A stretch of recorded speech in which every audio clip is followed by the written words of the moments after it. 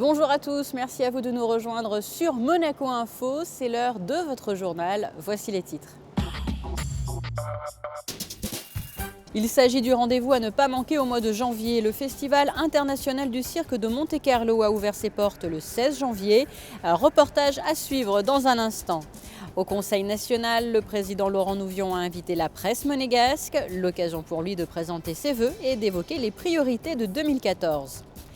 Coup de projecteur ensuite sur l'association Interactions and Solidarity. Rencontre enfin avec le peintre Rodolfo Oviedo Vega, dont les œuvres sont exposées à la Maison de l'Amérique latine.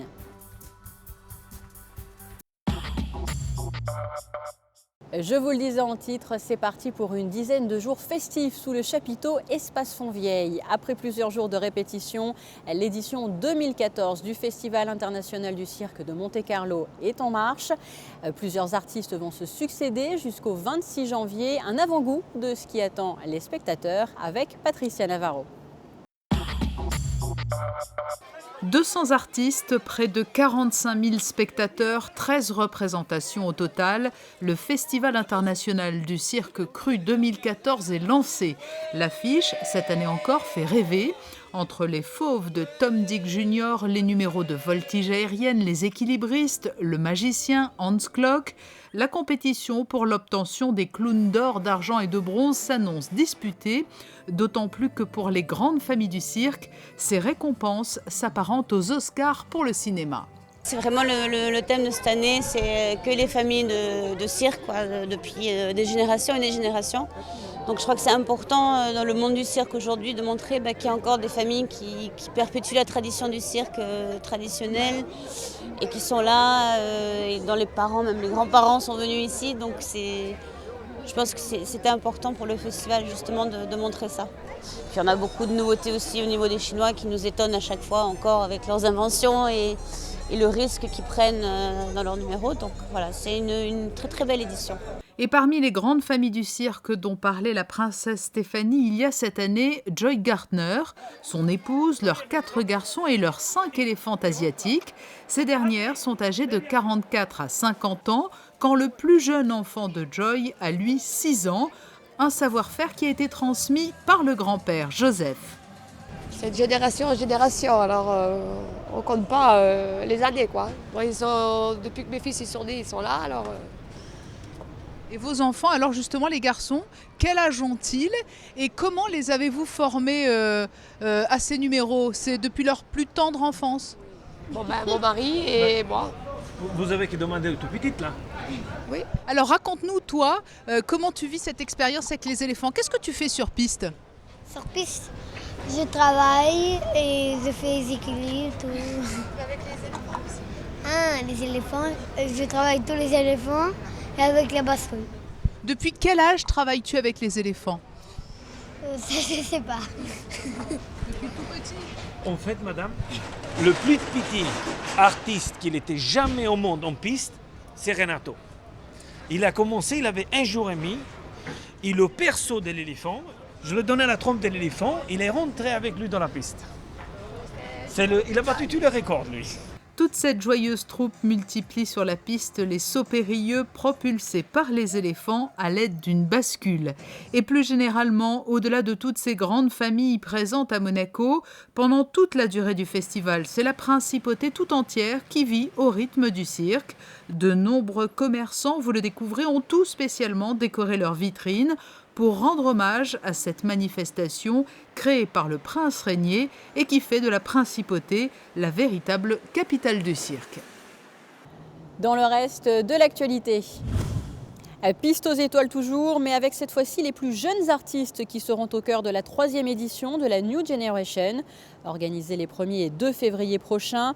Artistes, clowns, animaux, tous se produiront devant le jury, présidé par Pauline Ducruet, la fille aînée de son Altesse Sérénissime, la princesse Stéphanie, pour tenter de décrocher un prix, information et réservation au numéro qui s'affiche actuellement sur votre écran.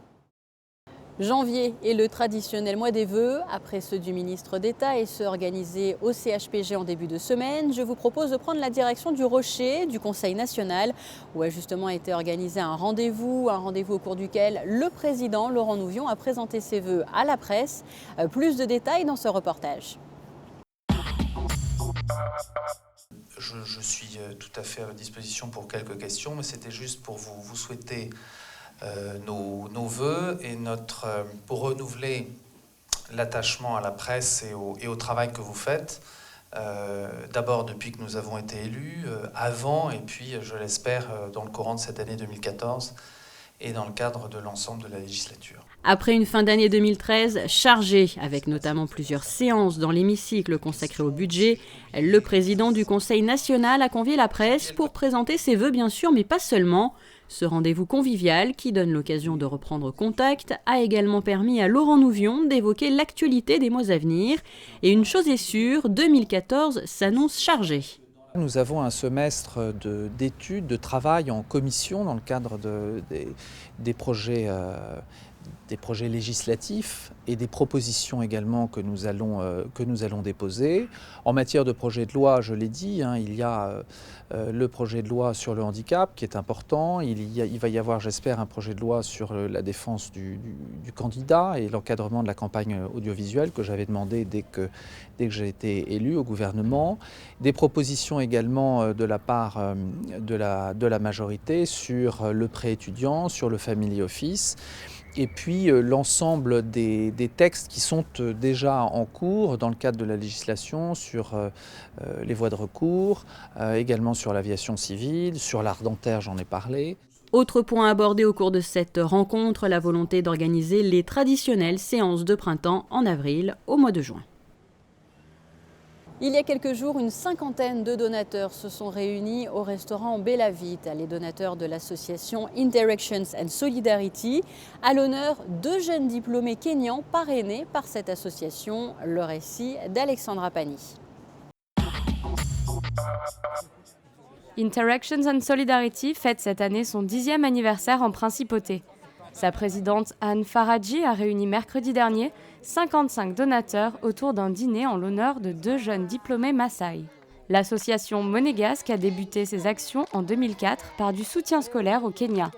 Progressivement, elle a développé son champ d'action dans l'éducation, la santé publique, l'aménagement du territoire et la préservation de la biodiversité. À ce jour, 6 projets sont en cours de réalisation grâce au soutien notamment des gouvernements monégasques, kenyans et aux nombreux partenaires associatifs. On a fait des microcrédits, on a fait un système de santé, un système éducatif, une école publique, pas privée mais publique, qui maintenant est reconnue comme la meilleure école du district. Et donc les projets qui nous tiennent à cœur, c'est la pérennisation de ces projets, c'est-à-dire maintenant il faut que ça continue sans qu'on soit là. Donc c'est la stratégie de sortie sur quelques années, 3 ans peut-être, et puis tenir compte des spécificités environnementales. Lors de la soirée organisée mercredi soir au restaurant Bella Vita à Monaco, les donateurs présents ont pu rencontrer 2 jeunes diplômés kenyans bénéficiaires d'une bourse d'études remise par l'association. Grâce à ce soutien financier, Jennifer est aujourd'hui la première femme médecin Maasai. Quant à Benson, il a pu intégrer le gouvernement kényan en tant que responsable de la gestion des écosystèmes d'Amboseli. Aujourd'hui, j'ai pour ambition de retourner dans ma communauté pour aider les personnes dans le besoin, comme l'a fait Interactions and Solidarity avec moi. Mais je dois d'abord remplir mon contrat auprès du gouvernement kényan. Ensuite, je pourrai retourner aider ma communauté en travaillant au sein de l'hôpital construit par IES. Anne Faradji J'ai rencontré Anne Faradji alors que je venais de terminer le lycée. Après le lycée, mon père, qui avait beaucoup d'enfants, ne pouvait pas payer pour mes frais d'inscription à l'université. Mais j'avais une réelle passion pour les études. Je suis le premier de mon village à être allé à l'université. Interactions and Solidarity m'a parrainé et depuis, ma vie n'a plus été la même. Pour célébrer ses 10 ans d'existence, l'association organisera début septembre une soirée sur le thème de l'environnement. Des intervenants spécialisés dans l'anti-braconnage seront présents pour discuter de leurs actions. Information musicale à présent à noter dans vos agendas.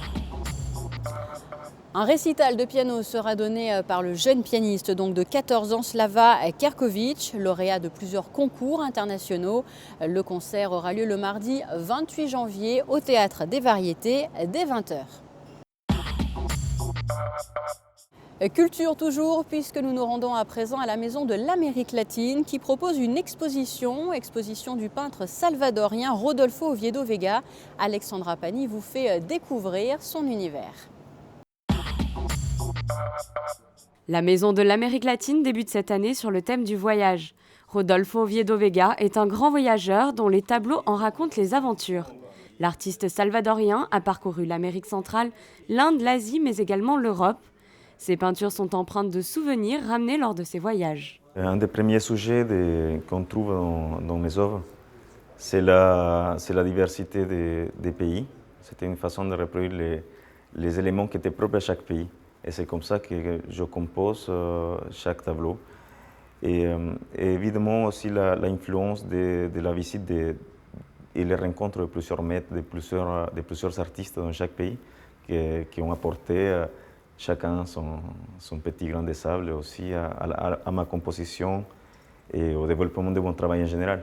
Ces créations font appel à des assemblages complexes, fils d'argent, broderie indienne, feuilles de bananier ou encore taches de vin. Une fois ces matériaux réunis, ils recouvrent progressivement le dessin initial et viennent casser la rigueur géométrique de ses œuvres. Avant tout, c'est une peinture d'une base acrylique. Mais on peut trouver dans mon travail divers matériaux. Souvent, c'est des matériaux qui viennent de différents pays où la toile était composée. Souvent de l'Amérique latine, dont mon pays, El Salvador, comme d'Inde, d'Asie ou d'Europe. L'inauguration de cette exposition s'est déroulée avec succès, en présence de son Excellence M. Francisco Galindo Vélez, ambassadeur d'El Salvador en principauté, qui a toujours su apporter son soutien à l'artiste.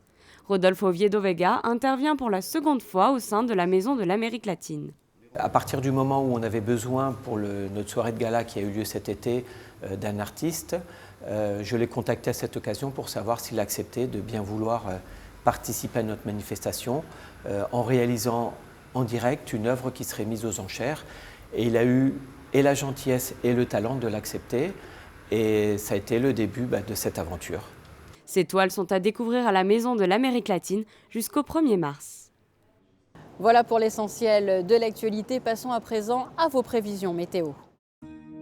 Vendredi, des nuages de pluie encore présents le matin, après la pluie de la nuit, du léger mieux dans la journée, comptez jusqu'à 14 degrés. Samedi, un temps toujours assez médiocre et couvert, peu de changements en ce qui concerne les températures. Dimanche, quelques nuages d'averses qui devraient laisser leur place au soleil au cours de la journée, 9 degrés le matin et 12 au meilleur de la journée. Lundi, persistance de ces nuages d'averses, peu de soleil.